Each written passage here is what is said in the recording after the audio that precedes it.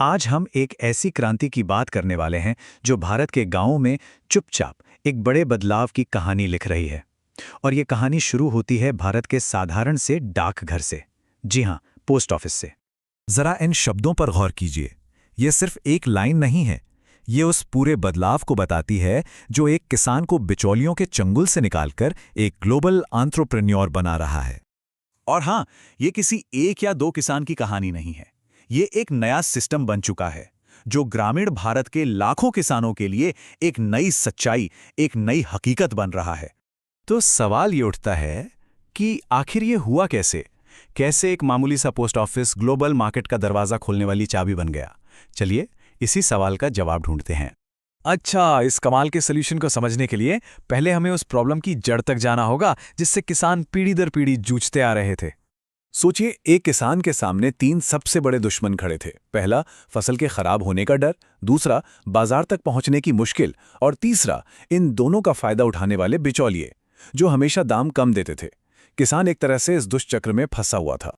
और फिर इस कहानी में एंट्री होती है एक ऐसे हीरो की जिसके बारे में किसी ने सोचा भी नहीं था। India post. जी हां, भारत की सबसे भरोसेमंद और सबसे बड़ी संस्था। अब जरा इस आंकड़े को देखिए, 1.5 लाख से भी ज्यादा। इंडिया पोस्ट का नेटवर्क इतना बड़ा है और यही विशाल नेटवर्क इस पूरे क्रांतिकारी मॉडल की नींव बना। तो आइडिया बहुत सीधा सा था लेकिन जबरदस्त कि क्यों ना पोस्ट ऑफिस की खाली पड़ी जगहों को छोटे छोटे हब में बदल दिया जाए, जहां स्टोरेज हो, लॉजिस्टिक्स हो और वो सीधे ओएनडीसी जैसे ऑनलाइन बाजारों से जुड़ा हो। अब ये पूरा सिस्टम काम कैसे करता है? ये टिका है 3 मजबूत पिलर्स यानी स्तंभों पर, और हर पिलर किसान की एक बड़ी मुश्किल को हल करता है। पहला पिलर है माइक्रो वेयरहाउसिंग, मतलब पोस्ट ऑफिस में ही छोटे गोदाम।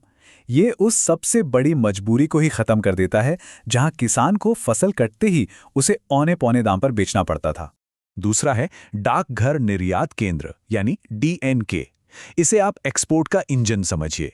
ये छोटे से छोटे किसान के लिए भी विदेश में सामान बेचने के सारे झंझट, सारी मुश्किल कागजी कार्यवाही को खत्म कर देता है। और तीसरा और शायद सबसे अहम पिलर है आईपीपीबी यानी इंडिया पोस्ट पेमेंट्स बैंक। ये वो आर्थिक ताकत है जो किसान को पैसों के लिए किसी का मोहताज नहीं रहने देती। कर्ज के जाल को यही तोड़ता है। चलिए, थ्योरी बहुत हो गई, अब इसे एक असली कहानी से समझते हैं। मान लीजिए एक किसान है, रमेश। देखते हैं ये सिस्टम उनके लिए कैसे काम करता है। तो होता क्या है, रमेश अपनी हल्दी लेकर पोस्ट ऑफिस जाते हैं और उन्हें एक डिजिटल रसीद मिल जाती है। अब तुरंत पैसों की जरूरत है तो वो इसी रसीद पर आईपीपीबी से लोन ले लेते हैं। उनकी हल्दी ऑनलाइन ओएनडीसी पर लिस्ट हो जाती है और मान लीजिए जर्मनी से किसी ने ऑर्डर कर दिया। बस लोकल पोस्ट ऑफिस ही सारा पेपरलेस कस्टम क्लियरेंस करके पार्सल को जर्मनी भेज देता है। और सबसे अच्छी बात, पैसा सीधा रमेश के आईपीपीबी अकाउंट में आ जाता है। सोचिए, खेत से लेकर जर्मनी तक सब कुछ एक ही जगह से हो गया। सब ठीक है, पर इससे असल में फायदा क्या हुआ? ये सिस्टम किसान की आमदनी को बढ़ाता कैसे है?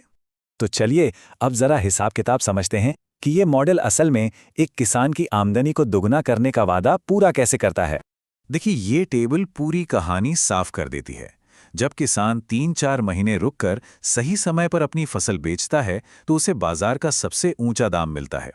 ओएनडीसी पर सीधे बेचने से बिचौलिए का 20 से 30% का कमीशन पूरा बच जाता है। सही स्टोरेज से जो 15% फसल बर्बाद होती थी वो भी बचती है। ऊपर से शिपिंग का खर्च भी कम हो जाता है। इन सब को जब आप जोड़ते हैं तो मुनाफा लगभग 2 गुना हो ही जाता है। और ये चार्ट उसी बात को एक नज़र में दिखा देता है। ये जो छोटी वाली बार है, ये है पुराने तरीके से होने वाला मुनाफा, और ये जो लंबी वाली बार है, ये है इंडिया पोस्ट मॉडल से होने वाला मुनाफा। अंतर बिल्कुल साफ है।